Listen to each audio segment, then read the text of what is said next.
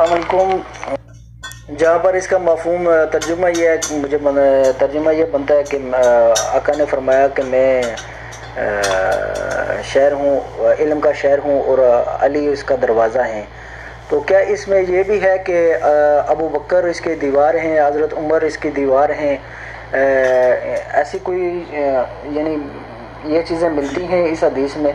तो प्लीज़ मुझे थोड़ा सा, किसी के साथ मुझे मेरा बहस मुबासा चल रहा था, तो उस वजह से मैं आपसे थोड़ा सा हवाला मांग रहा था कि अगर ये हदीस है, पूरी है, तो इसका पूरा तर्जुमा कैसे है, और ये पूरी हदीस मुझे कोट करके अगर पूरा तर्जुमा कर दें तो बड़ी आपकी नवाजिश होगी। बहुत बहुत मेहरबानी होगी आपकी बात। और अल्लाह पाक आपको अपनी हिफ्ज़ व अमान में रखे, अल्लाह पाक आपको इज़्ज़त दे। बहुत शुक्रिया। मैं बहुत लाइक करता हूँ आपको फेसबुक पे, ज़्यादातर मैं आपको बहुत ज़्यादा सुनता हूँ फेसबुक पे। अल्लाह पाक आपको अपने हिफ्ज़ व अमान में रखे।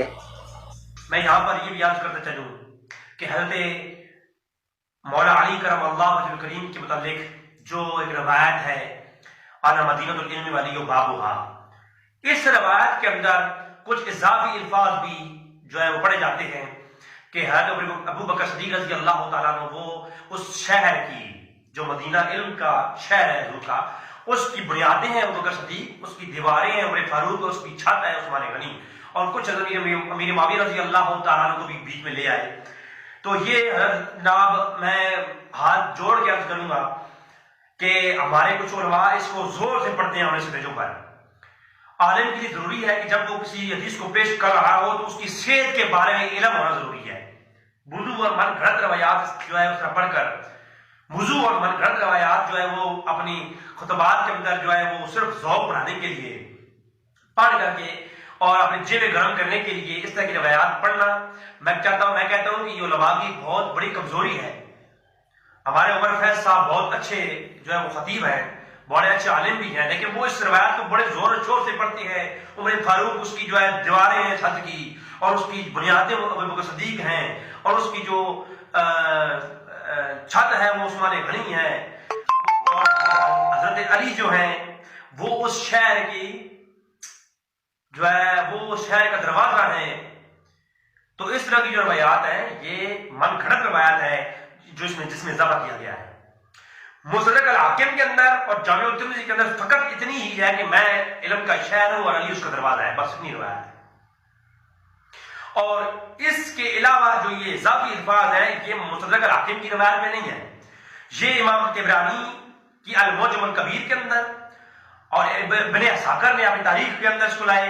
वो जो अल्फाज के साथ रवायत है वो वुजू और मन घड़त रवायत है।